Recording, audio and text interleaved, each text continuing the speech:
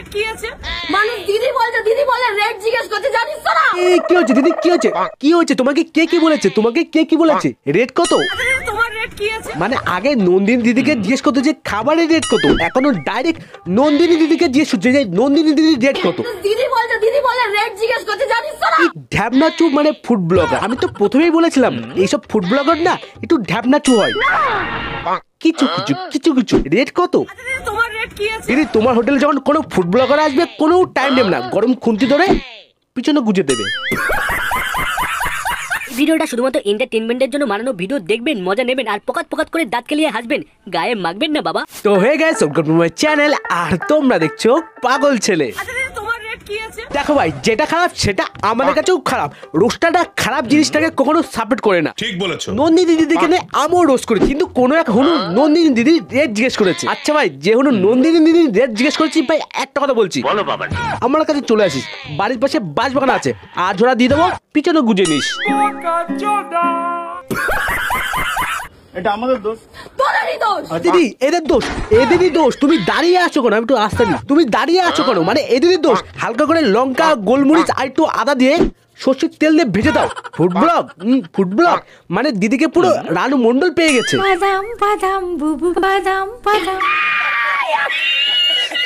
ভাই এখানেও ঠিক আছে, ফুড ব্লগারদের কাজ কি ভালো ভালো খাবার দেখানো আর ভালো ভালো খাবার খেয়ে সেটাকে রিভিউ দেওয়া, কিন্তু না, এটা নন্দিনী দিদির কাছে পুরোটাই পাঁচতলা মাল, পুরোটাই অতীত। হ্যাঁ ভাই অতীত। এই দেখো পার্সেল হচ্ছে নাকি? পার্সেল অনেকে নিয়ে যায়। হ্যাঁ,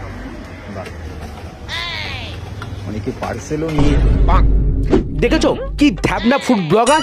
নন্দিনী দিদি খাবারটাকে পার্সেল করছে, কিন্তু না ক্যামেরাম্যান নন্দিনী দিদির অন্য জিনিস বলতো ভাই লজ্জা করে, ভাই বলতো ভাই লজ্জা করে। এরকম কিছু লুচ্চাদের জন্য না ফুড ব্লগারদের গায়ে গন্ধ। হে ফুড ব্লগাররা, এরকম আল বাল ছাল ব্লগারদের ছাঁটাই মারো, নয় আর বেশি দিন সময় নেই। মানে প্রত্যেক হোটেল আর রেস্টুরেন্টে লেখা থাকবে এখানে কুকুরদের অ্যালাউ আছে, কিন্তু ফুড ব্লগারদের অ্যালাউ নেই। তারপর কি, হাতে হেরিকেন আর পিছনে বাস।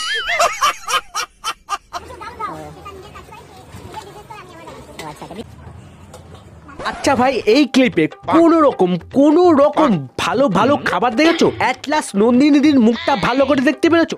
পাবে কি করে? এ তো পুরো ঢ্যাবনা প্লাস চু।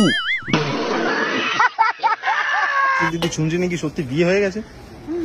সত্যি বিয়ে হয়ে গেছে? আরে বাবা, নন্দিনী দিদির বিয়ে হয়েছে কি হয়নি তাতে তোমার কি? সালা তুমি ব্লগারের মতন থাকবে। তুমি ব্লগার, তুমি তো পাছাকার। বিয়ে হয়ে গেছে, হাজবেন্ডকে দেখা যাচ্ছে না কেন?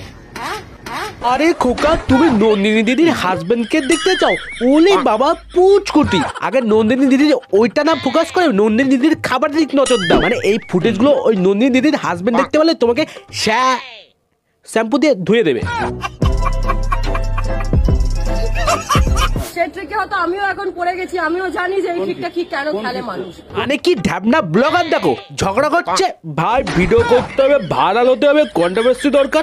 মানে আগে ভিডিও করতে হবে। নন্দিনী দিদি আদা রসুন বাদার মতন ছাড়ছে, তাদের এতে কিচ্ছু না, এদের তো ভিউজ চাই। আগেরটা ছিল পাছা ব্লগার, এটা হচ্ছে ছ্যাবড়া ব্লগার। রাস্তাটা ছাড়ো তো, মানে একটু ক্লিয়ার করতো, মানে এদের একটু বিষয়টা বুঝতে হবে।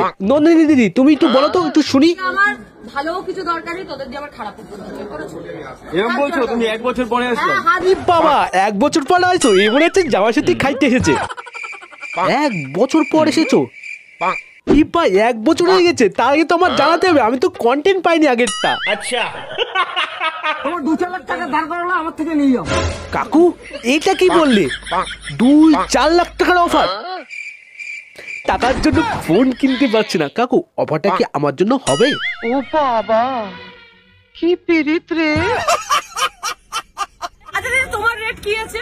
মানুষ দিদি বলে রেট জিজ্ঞেস করতে জানিস তো না? মেন কথায় আসি ভাই, যে এই খারাপ কথাটা বলেছি যে নন্দিনী দিদি তোমার রেট কত, এটা ভাই বলা উচিত হয়নি। মানুষ করতে ভুল হয়, তাই নন্দিনী দিদির কাছে গিয়ে ক্ষমাটা চেয়ে নিও। আশা করি নন্দিনী দিদি এটাই চাই।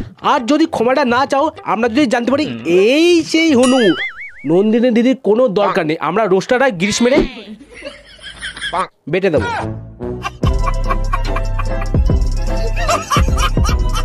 তো হে গাইস, যদি তোমার ভিডিও ভালো লেগে থাকে তো ভিডিওটাকে লাইক কমেন্ট, শেয়ার আর চ্যানেলটাকে